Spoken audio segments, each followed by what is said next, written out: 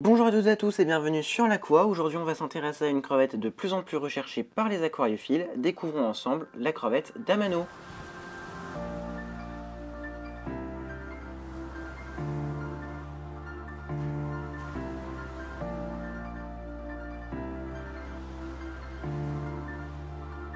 Mieux connue sous son ancien nom de Caridina japonica, la Caridina multidentata ou encore crevette d'Amano de son nom vernaculaire appartient à la famille des Aphidés. Elle tient son nom de Takashi Amano, grand maître de l'aquascaping à qui elle doit sa réputation d'aujourd'hui. Il s'agit d'un crustacé d'eau douce, originaire d'Asie, plus précisément on en retrouve au Japon, dans le fleuve Yamato, et selon certaines sources on en trouverait également à Taïwan et en Corée, mais ça je ne peux en aucun cas vous l'assurer. En raison de son origine géographique, il faudra lui offrir des paramètres adaptés. Une eau tempérée, entre 20 et 28 degrés Celsius, un pH neutre compris entre 6,5 et 7,5, et un GH moyen autour de 10 degrés allemand. Attention, il ne faut jamais viser les extrêmes quand il est question de paramètres. Il s'agit d'une espèce grégaire qui passera la majeure partie de son temps en groupe au fond de l'aquarium. On maintiendra donc cette espèce par groupe de 10 minimum dans un aquarium d'au moins 50 cm de façade, ce qui correspond à un aquarium d'environ 35 000. C'est à mon goût le volume minimal nécessaire pour que l'espèce puisse évoluer sans se sentir trop à l'étroit. Son comportement interspécifique est très paisible, on pourra donc la faire cohabiter avec tous les poissons, pas trop gros, qui partagent les mêmes paramètres, bien sûr parce que s'ils sont trop gros ou trop territoriaux, ils ne feraient qu'une bouchée des crevettes. On pourra par exemple la faire cohabiter avec des dagneaux, des rasbora, des gouraminins, des gouramimiels, etc. Il faudra cependant éviter les Trichopodus trichopterus, les tateurs, etc. car en cas de cohabitation avec ces espèces, il y a évidemment un risque de prédation.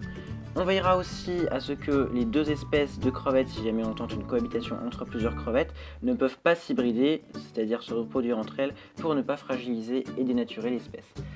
Pour l'aménagement de l'aquarium, on préférera un aquarium bien planté. Les crevettes d'Amano aiment tout particulièrement les mousses, comme les Taxiphyllum barbieri, et les plantes gazonnantes, comme les Hemianthus calitrichoides, dans lesquelles elles aimeront se balader.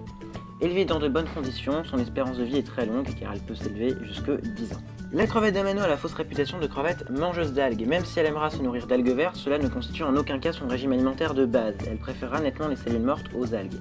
Il ne faut donc absolument pas acheter cette espèce dans l'unique but de se débarrasser des algues. Cela signifie donc bien évidemment qu'on prendra soin de nourrir la crevette avec des aliments spécifiques, même si une grande partie de son régime alimentaire se constitue des restes de nourriture et des cellules mortes. On la nourrira quotidiennement avec des granulés pour crevettes, mais on n'oubliera pas de lui donner régulièrement des compléments.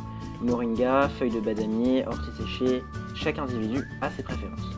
La crevette d'Amano est un crustacé, cela signifie donc qu'elle devra régulièrement muer au fur et à mesure de sa croissance, à une fréquence qui va de 2 fois par mois à 1 fois tous les 3 mois environ selon l'âge. Ne soyez donc pas effrayés si vous voyez un matin un squelette externe de crevette inerte, dans ce cas vous n'êtes même pas obligé de le retirer. Si l'aquarium est suffisamment grand, il sera naturellement décomposé dans l'espace d'1 à 2 jours. Pour faciliter la mue, on peut voir depuis un certain temps dans le commerce des produits à base d'argile. Il est à noter que ces produits ne sont absolument pas obligatoires, même s'ils ne sont sans doute pas tout à fait inutiles. Comme tous les autres invertébrés, la crevette d'Amano est très fragile. Elles sont par exemple beaucoup plus sensibles au fer, au cuivre, au nitrite, à l'ammonium, à l'ammoniac, au nitrate, etc. Il faudra également faire attention au choc thermique et au choc osmotique. L'élevage de Caridina multidentata, comme toutes les autres crevettes, est donc réservé à l'aquariophile averti. Les produits tels que les engrais devront être dosés avec parcimonie, les changements d'eau et acclimatation réalisés avec soin. Il faudra également veiller à ne jamais effectuer un traitement médicamenteux en leur présence. Malgré sa fragilité non négligeable, la crevette d'Amano est une espèce au comportement très intéressant, notamment pour sa curiosité. Malheureusement, il n'est pas rare qu'une ou deux crevettes s'infiltrent dans la filtration sans pouvoir en ressortir. Pour éviter ce genre de désagrément, placer un petit filet ou un grillage à l'aspiration du système reste la meilleure solution. L'aquariophile vérifiera aussi fréquemment le compartiment de filtration afin de s'assurer qu'aucune crevette n'y est entrée, et sinon pour remettre le ou les individus dans l'aquarium. Par ailleurs, certaines crevettes se risquent parfois à grimper le long des fils électriques qui sortent de l'eau. Il arrive donc parfois qu'une crevette soit retrouvée morte par terre. Afin de minimiser ces risques au maximum, on privilégiera l'élevage de cette espèce dans les aquariums fermés. On veillera à boucher toutes les éventuelles issues qui pourraient conduire à la mort de certaines crevettes. Chez cette espèce, le dimorphisme sexuel est assez évident. Les mâles sont plutôt petits et ne mesurent que 3 cm une fois adultes, et les motifs sur leur corps ressemblent davantage à des points. Les femelles, quant à elles, sont plus grosses. Elles mesurent environ 5 cm adultes et contrairement aux mâles, les motifs de son corps s'apparentent davantage à des traits. Aux alentours du printemps, c'est la saison des amours. Les femelles prêtes à s'accoupler vont libérer leurs phéromones, ainsi les mâles vont s'exciter, on pourra les voir faire des longueurs en plein eau non-stop. Lorsqu'un mâle trouvera la femelle, il se glissera en dessous et libérera sa semence. Dès lors, la femelle sera fécondée et on verra bien vite les crevettes grossir, les muscles accélérer et des œufs gris apparaître sous l'abdomen. On dit que la femelle est grainée. Pendant ce temps, 4 à 5 semaines, la crevette portera ses œufs en les aérant grâce au pléopode situé sous son abdomen. Après ce délai, la mère expulsera les larves, les zoés, qu'on nourrira alors à l'aide de phytoplancton.